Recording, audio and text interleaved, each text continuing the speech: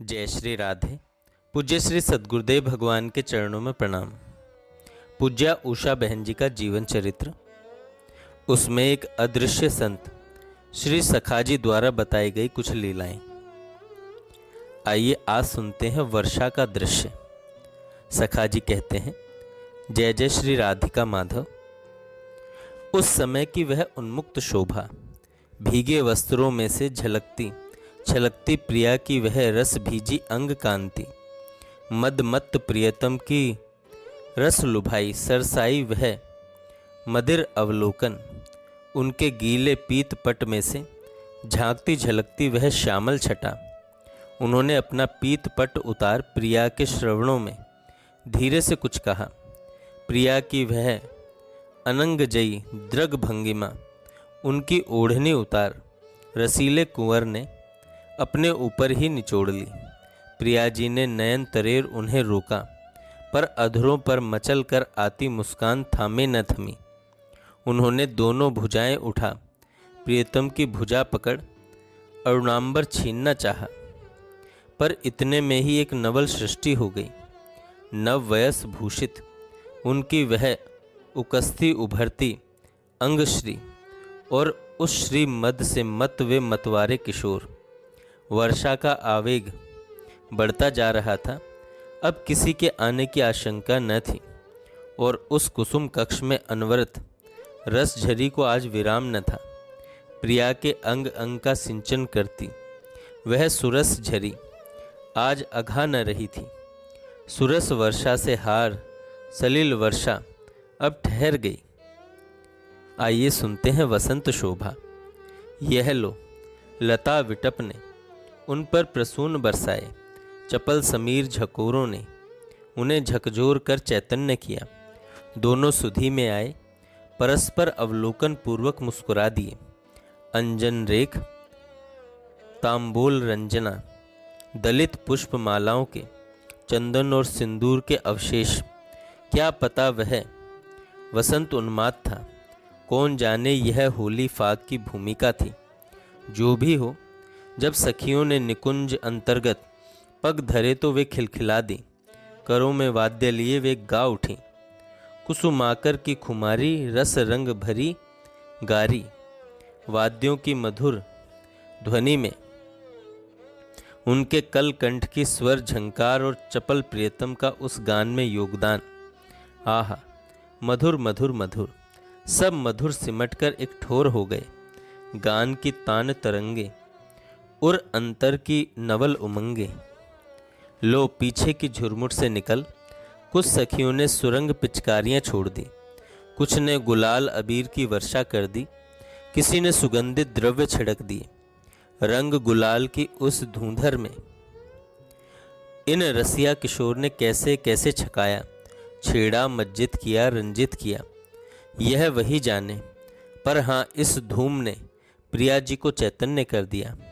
वे अब सजग हो झटपट कर उठी और पार्श्व में खड़ी एक सखी के कर से पिचकारी छीन पहले उसी को रंजित किया।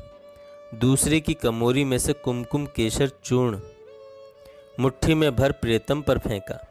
बस अब तो रस रंग रार, अनंग रार, उमंग रार, रार और रोर। आज कोई दल न था, सब स्वतंत्र थी।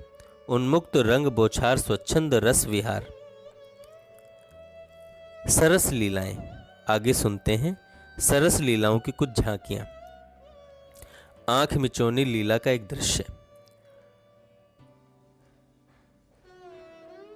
प्रणयिनी राधिका सखी समुदाय मध्य सकुचाई सी रूप लुभाई सी खड़ी थी। किसी सखी के स्कंद पर दायां कर कमल धरे, वाम कर सरोज कमनीय कटी पर धरे। उनकी बलखाई सी वह अपार शोभा राशि लह लहाते पुष्प समूह में घिरी, अद्भुत सौंदर्य संपन्न सद्योत्फुल्ल कमलिनी सी उन मधुमयी मदिरामयी नवल नागरी ने उन नित्य रसातुर नवल किशोर को अनायास ही झंझना दिया। उनके रागर सांबुधि और अंतर को मथित कर डाला।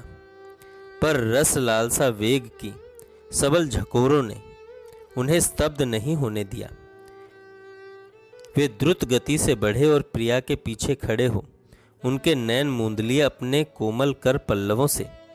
उनका शीश अपने वक्ष स्थल से सटा, उस पर चिबुक धर धीमे स्वर में गुनगुनाया, मनमथ विभव सकेले आंख मिचोली खेले। गान उनके मधुर अधरों से ही निश्रित नहीं था, अपितु राग की तान तरंगे उनके उर स्थल से भी प्रवाहित हो होकर रस भीजी किशोरी के अंग प्रत्यंग को और मज्जित पुलकित कर रही थी। सखियां उस मधुरिम दृश्य में पग रही थीं। उनके नयन मीन उस रूप रस धारा में कल्लोलित थे। भांति भांति से प्रिया की रस सिंचना करते हुए रस संचरणशील उन सुकुमार सुंदर ने अब अपने कराम्बोज युगल उनके प्रवाल नैनों पर से हटाए, उनका मुख अपनी ओर कर उनके नैनों में अपने नैन उलझा मधुरिम हास बिखेरते हुए कौतुकी प्रियतम ने उन्हें गुदगुदा दिया। आइए अब सुनते हैं युगल का पारस्परिक वार्तालाप। धूप छाया की श्यामो उज्ज्वल छटा सेवित द्रुम आच्छादित निभृत निकुंज में विराजित श्यामल सुंदर किशोर ने शीतल बयार के झोंकों से रोमांचित वपुषा प्राण प्रेयसी रूप राशि किशोरी राधिका को अपनी मृदुल कोमल कमली में लपेटते हुए किसी अजस्त्र रस प्रवाह में उन्हें सिंचित कर झूमते हुए कहा, प्रिय एक बात पूछूं, बताओगी? सच सच बताना। आज नवेली राधिका न जाने किस रंग तरंग में थी। हंसकर बल खाती इठलाती बोली, सच पूछोगे तो सच बता दूंगी, नहीं तो। क्या पता क्या सोचकर वे चुप हो गईं और कमली में मचलते रस लंपट किशोर के चपल कर कंज में अपने दोनों स्निग्ध कर कमलों में बांध कमली में मचलते रस लंपट किशोर के चपल कर कंज को अपने दोनों स्निग्ध कर कमलों में बांध वह पुलक उठी। रसिक शिरमोर ने सलोल चितवन से कुछ सरस संकेत व्यंजित कर उनकी पुलकन में और मदमयता का संचार कर दिया।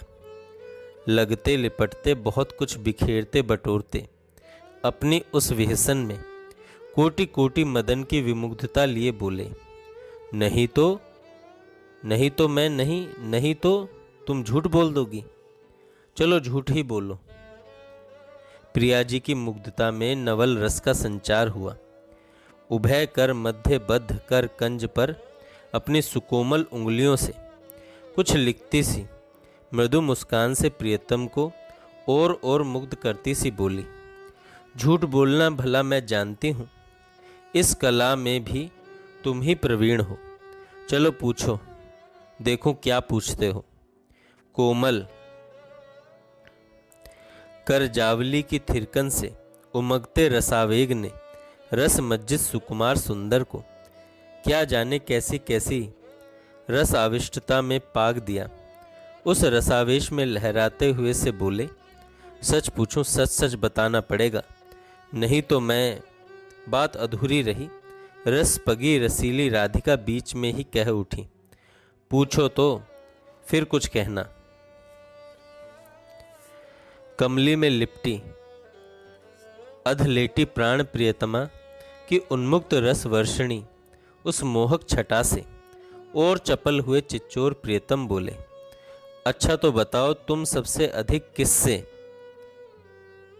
और वे उस करबद्ध कर कंज से किसी नवल रस चेष्टा द्वारा पुलकितांगिनी प्रियतमा को पुलकाते हुए उनके मदिर नयनों में झांक चुप हो गए। आश्री राधिका भी कुछ चपल थी। क्षण भर में ही संभल मोहक हास बिखेरती हुई बोली, किससे क्या? प्रियतम भी खिलखिलाए और बोले, क्या मैं बता देता हूँ, फिर क्यों तुम्हें बताना पड़ेगा? मैं पूछ रहा हूँ कि तुम्हें सबसे अधिक किससे प्यार है। श्री राधिका की हास ध्वनि उस स्थली में झंकृत हो उठी। बस यही बात, सबसे अधिक प्यार मुझे अपनी प्यारी सखियों से है। अब क्यों भी पूछोगे। नागर चूड़ामणि उनके हास झंकार से और अधिक उमग उठ बोले, हाँ क्यों बताना ही पड़ेगा, तुमने सच तो बोला पर सच नहीं। किशोरी की हास छटा में सरस गांधीर्य का उन्मेष हुआ। उन्होंने मुख चंद्र कमली में छिपा लिया और धीमे स्वर में बोली, मेरे प्यार से प्यार है उन्हें, मेरे प्यार पर प्यार है उनका, और मेरे प्यार को प्यार है उनसे।